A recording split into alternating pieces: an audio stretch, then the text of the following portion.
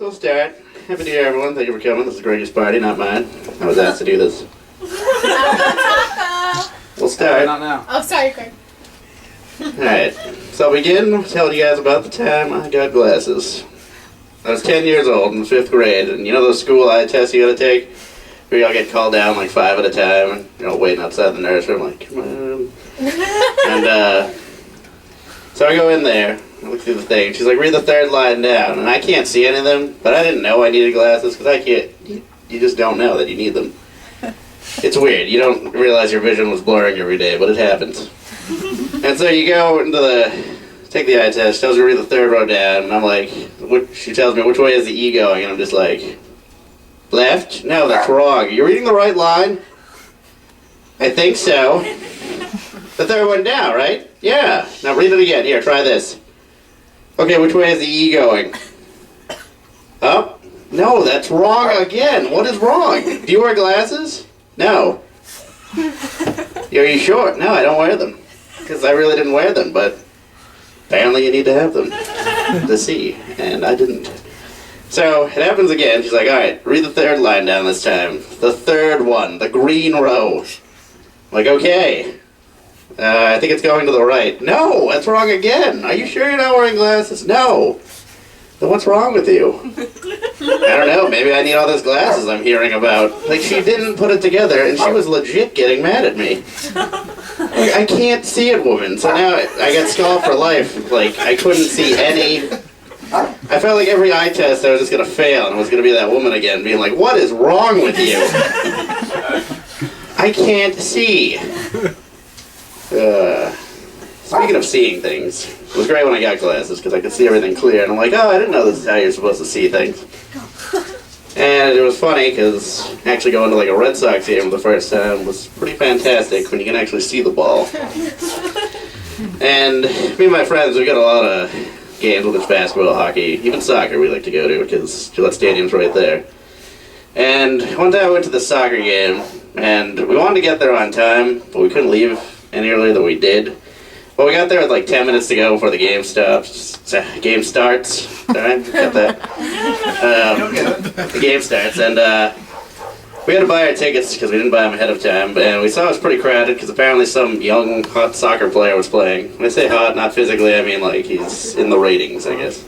Yeah, sure. And yeah, so it was pretty crowded. So we chose. There was 8 lines to pick from for the tickets, and we chose the shortest line, thinking, oh, we'll get there in no time. Little did we know, the shortest line didn't mean the quickest because little Miss Becky Sue was probably the slowest box office worker we've ever had. It took us literally 30 minutes to get through, like, I want to say like 5 people buying tickets in front of us. We finally get to the window, and she's there, and she's like, oh, how can I help you? I'm like, 2 tickets for the Fort, which is like the Die Hard fan section area. Not we're Die Hards, we just like sitting in that area. And she says, oh, that'll be $46. And me and Justin had $42 ready because that's what it was. So she pushed the wrong tickets. I'm like, Justin's like, tell her. I'm like, no, that's just going to further this thing. Because she was already so slow just putting it into the machine. It was like, hold on a second. 2 tickets, he said? Yes. Okay, 1 ticket. Hold on. You said 2, right? Yes, okay, I got him. Took like an hour to print them now. It wasn't that long. But, yeah, so I had the $42 lined up ready to go to make this as fast as possible. When she told me it was $46, obviously I gotta hand her more money. So we gave her a $5 from my wallet, and oh my god, did this complicate things for this woman. She was already slow, so all of a sudden, she had $47. All she had to do was give me $1 back, and that would have been it. Here's what happened. She triple counted the money. She kept checking it. 20, 40. Yep, 47, you're right. Oh. Then finally Justin yells behind me, you gotta give us $1 back. Justin, that was a little rude. But it was funny. But we finally get our tickets, and we were talking about it. We're like, I wonder what that girl's job interview was like. Like, she sits down at the resume with the guy at Gillette Stadium. All right, Becky, have a seat. I don't know if her name was actually Becky, I've just been calling her that. But what happened was, I'm just picturing the interview, like she sits down and she goes, so Becky, why'd you tell me about yourself? Well, I'm very dependable. Like, she would just talk really slowly. And so what did the interview guy do? I'm like, you know, it'd be perfect. You should work in the fast-paced box office environment where you gotta really deal with customers fast, get them in on time for the games. Me and Justin hate showing up early and being late for the game, because that's the worst, because then you feel like one of those stupid fans that come in the third quarter, like in L.A. Nah, I don't know much about basketball, but I would assume that worked. Okay. So we go to the soccer game. Finally have our tickets. The game's already 7 minutes in, so Justin's already pissed. And we're walking there, and Justin's just like, oh man, I hope you don't miss a goal. Not 10 seconds after he said that, we heard the big goal! You know that fun soccer goal one? Not the normal hockey goal where it's just the foghorn going, wah! Wah! And, yeah, so we missed the goal, and I'm just like, great. This is going to be like watching a Jason Statham movie without any of the action scenes. There's usually only one goal scored in a soccer game, and we missed it thanks to Slow Becky. And her stupid, she couldn't figure out the change for $46. But we got there, we picked out a row, got to our seats. Everything was great, and then we accidentally stood in front of these two small kids that we didn't know, and me and Justin are both huge. And so it was like, I guess they would probably thought two planets came by to go in front of them. I don't even know where I was going with that one. But yeah, we ended up blocking their view and we didn't realize it. And he says, there's his dad, their dad is standing behind us. And I was like, oh guys, excuse me. We turn around, there's like this huge black guy. He wasn't mean at all. He was like wicked nice. But me and Justin were just like two white kids from the suburbs being like, oh yeah, sure, no problem, yeah. Not giving him a hard time as if we said no, he'd kick our ass. But so we did that, and he was like, oh, thank you. And I'm just like, yeah, no problem. Enjoy the game. You want a soda? Like I felt like I owed him something for some reason. The guy was actually like wicked nice, so I just want to clarify that if he ever sees this. Yeah, he will. Oh, that was a rough time. But, yeah, seeing sports games is great. Like, if it's soccer or anything. I just hate being fat and going to these games. Because, like, when you sit in the seats aren't very big, like, to begin with. They're enough. I don't need to buy 2 seats on a plane, but alright. I'd like to have one good seat at Fenway Park, but here's what happens, is I end up sitting there, and you're already squished. The worst is if another fat guy is sitting next to you. You're just like holding hands like the game, because it's just too awkward. But usually all that you need is one fat guy, and if you have someone else coming to sit by next to you, your knees or shoulders are going to touch at some point. It's going to happen. And it's like the most awkward thing, because it's like, do you apologize your knees are touching, or do you just act like it didn't happen? Like, sorry. Like, I feel like I have to apologize to the guy sitting next to me at like a game, being like, sorry I eat more than the daily recommended amount of calories. Man, to that I've had to apologize. I feel like also saying, I'm sorry that I'll probably be knocking over your nachos later with my stomach as I go back to my seat. Just like knock them down. I also tell people when I'm sitting next to them, I'm like, not only will I not only knock over your nachos, did I say like not only 3 times? Yeah. Not only will I knock over your nachos, but I get up frequently to buy a lot of snacks and Diet Coke throughout the game. So I'm a real great fan to sit next to. I can only imagine what my brother, Greggy, is in the back. He'd go to games with me and my dad. My dad is also pretty big, and he usually always sat in the middle when he was younger. So I can only imagine, what kind of room did he have sitting in the middle? None. He said it himself. The only sadder than knocking over a guy's nachos is when a fat 12-year-old little leaguer's Gatorade falls down and he is parched. This happened to me. Let me trace the steps. I was in center field that day for my team. About 12 years old. The prime of my career, probably. And, yep, Cronin A's. Yep. Won the championship that year, but that's not important. What is important is I was out there in center field. You good, chat? Everything good? It's fine. Okay. Little patch. All right. Anyways, Alex, don't move. so there we were. I was in center field.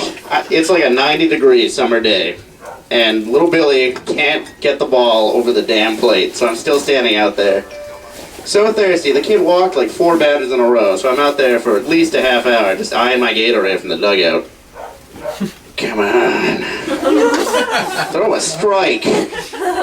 But you're supposed to keep up you gotta keep up the team morale. You can't be like, you suck. That's what I wanted to say in the outfield. So instead I would just say, strike him out. I don't want to field anything. I'm too thirsty to catch a fly ball. I was the laziest center fielder probably in the history of Little League. This would be like me fielding a ground ball. I got it. I just eye down the runner. Yeah, you're not going anywhere. Stay there. But I didn't want to hustle and then fling it at them. Just walk it slowly. And if you stared at them, they'd be like, this guy means business. So back up. And like, I would make all these amazing catches that would look amazing, but really it was only amazing because I was so slow to react and field. So it looked like I'd get these shoestring catches where like the ball would be almost out of the glove. And instead, what happened was, I see the fly ball, and then like 5 seconds later, I go and check it out. I'm like, oh, you know what, that is coming to me. I like check the right field. Well, that would be left field. I'll check the right fielder and be like, maybe he's getting it. What sucked is, because center field, you have to call priority over everything, because you're the center fielder. I don't know why the coach put me there. But, so whenever there was a ball in the middle, like between the center and left fielder, or right fielder, it'd be like, oh my god, I hope that other guy gets it. I don't want to get it. Come on. And he's like looking at me, looking at the ball. Dude, you're the center fielder, call it. Alright, I got it. And then like, it's just so slow. Like, get on my knees to make it look like an epic catch. But really it's because I lost my footing as I was going to field it. It was terrible at fielding. Besides fielding though. So anyways, after let's rewind because I forgot what I was going to say. When I was in center field and I was wicked thirsty, finally came back in. It felt like I was out there for an hour, but it was like 45 minutes. Pretty close. But I come in there and I'm like, I do like a light jog to the dugout. Nothing heavy, because my at-bat's coming up. I don't want to get tired out before I have to swing because every swing sucks the life out of me. So I had to make sure I had all the energy I had. Back? What? Remember when you pulled your back in wiffle ball? That's a different story and different sport. He was down for a week. Wiffle ball. Well, what happened was, so I jogged to the dugout, like a light jog, and then, like, you don't run the dugout, there's not enough room, so, like, I power walked, you go, like... But the problem is, I was going so fast, well, not really fast, but fast for me, that I kind of stumbled, and, like this, like, onto the bench, and my hand hit my drink, and apparently, someone forgot to put the cap on my Gatorade, probably Greggy, who was on my team. Probably shared the same Gatorade. And, it fell, so I had no Gatorade. I felt like, I'm like, wow. It was so sad that day because I had to bat with no thirst. And it was funny because sometimes I would actually bring Diet Coke to the game instead of Gatorade. And like, because I've always been addicted to soda. And so like, my mom would make us like water bottles and my brothers would have Gatorade in it. And like, mom would put like Diet Coke in mine. I like, whew, just go ahead, Greggy, toss me my soda. Get this water bottle, if you're like water I'm drinking, like, it's Coke. You shouldn't be drinking that. I'm like, well, it gives me caffeine to perform. Yeah, but you're not getting the proper hydration. I don't need it. I can hit. That's all I can do in baseball was hit. I couldn't throw. It was like, I could throw it good. Oh my god. I was terrible at throwing it. I meant to throw it to my brother Greggy. Oh, I did throw it to him once. There was a double play ball ready to be made. I fielded the ball perfectly. It was a rare time I was at third base. Greggy was playing second for God knows whatever reason. He's a lefty, so that doesn't make any sense. And that was good. We had the perfect time to turn our first ever double play. Now, in a Little League game, that's huge because that never happens. So I field the ball. I make a great play. I just like, and then I throw it to Greggy. Nothing hard.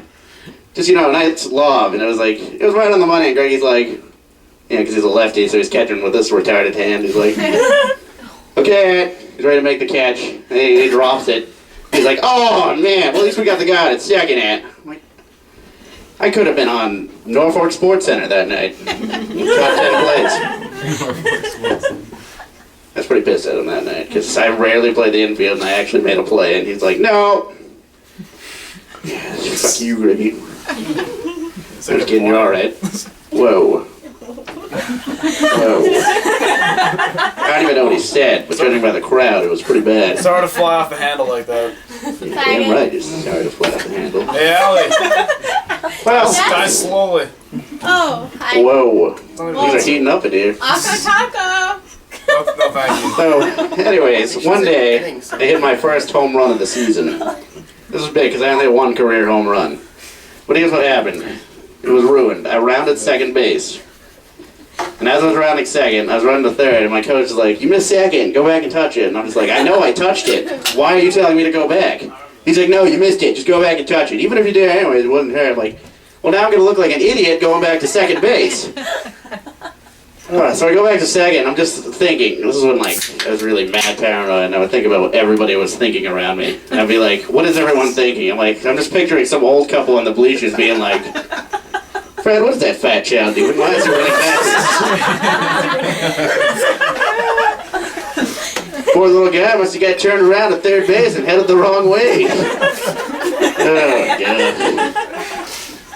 Oh, it was terrible because it was a great moment of my life when I hit the home run. You know, I saw the umpire do this, and it was great. And now, so I'm still going back to second, and I'm thinking, what is the shortstop I'm running by? Thinking, he's probably like, why are you touching second base again? Like the kid was in my math class. So I heard it from him the next week. He said, why did you go back?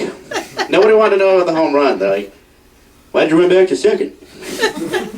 Because my coach, the idiot coach, told me to go back. Well, did you tell him you hit it? No, I didn't. I probably should have.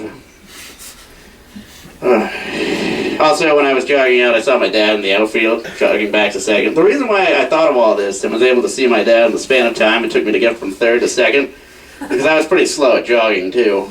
It took me like 20 minutes to get back, but I wanted to milk it because my coach, there was no point in me going back. And I saw my dad out there, I'm just thinking, he's like, at least my boy can hit. Can't run, can't field, can't throw. But he can hit. He can work a stick, though. That's right. I don't know what that means. Oh, great. Taco. Alright, when's Allie leaving? Thank you. Well, Little League was great. It's probably the only time I was really an athlete. I tried golf in high school. That didn't work out. There was so much walking in golf. Like, you could only use the golf carts if you had a license. Which is stupid because they don't go any faster than a go-kart. And what is a high school kid going to do with it? We're not like the rebel high school kids. We're the golf kids that are all like, oh, what a wonderful day of golf. We're not going to go drive on the greens and being like, hey, let's see how this thing can do 80. Not going to happen. The walking was brutal. Not to mention, you had to carry your golf clubs. For some reason, that was a rule too. Couldn't get the little wheelie things. And let me tell you, like, if you ever walked through like a whole golf course, like 9 holes, like each hole is like 400 yards. It's not even a hole. What? 18. What did I say? 9. Yeah, well, because we only played 9 in high school. Rooks. 18 would be like, you would die. There's just so much walking. It was like by the time I got there to like hit it, I'd be like, I wouldn't even take a practice swing. Alright, let's just keep moving. I'm running out of energy. Let's just go. I wouldn't even follow the ball. Like, did you even see where it went? Nah, I just want to go home. This is ridiculous. Now, golf outside of school is fun because you get your go-kart, or your golf cart, and you don't have to listen to your stupid teacher as they're watching you take your hits. Like, great. I already have enough pressure as it is because I suck. The teacher's just looking at me. There it goes into the trees. It's like, yeah, I'll get it next time. Teacher wouldn't like give you any instructions. He'd be like, yeah, you get it. Are you really a teacher? Seriously, the walking and like you had to carry it on your shoulder. One time my strap broke on my golf clubs, which was the worst because now I had to manually carry it. At the end, well, manually carrying it, shoulder carrying it. Shoulder is a lot easier than carrying with golf. It's a lot harder. Oh, let's go. And, so yeah, what happened was I ended up dropping them down a hill. This hole, it was one of those holes that dog legs. go straight and then just left. And hit the ball. Wasn't anything wrong with that. I hit it again. Doesn't really land on the green. Lands on the rough for like the 4th time.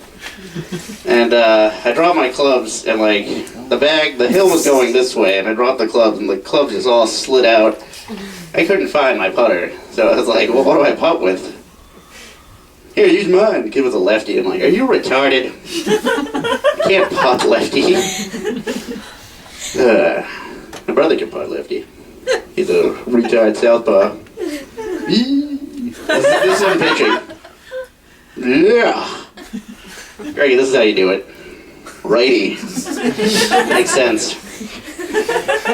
I actually did lose a golf club on the course once, and I didn't know until I got home. I'm like, where's my 7 wedge? Not that I really cared. I was just like, huh. Like, how do you lose a golf club? Like, what did you do? Just heave it into the woods? Oh. I'll get it back. Like, how did I can't remember how I lost it. Somebody didn't get by. Like, oh, I did that 7 wedge. Yoink. What? I'm just telling you how long you've been talking. So you know. A little rude. I'm almost out of stuff, Chad. Don't worry. Thought I said 20.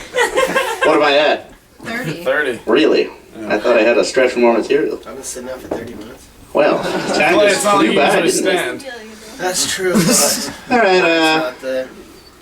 thank you guys. Well, now we got like a bad ending. I like to have the YouTube videos. Matt, say something.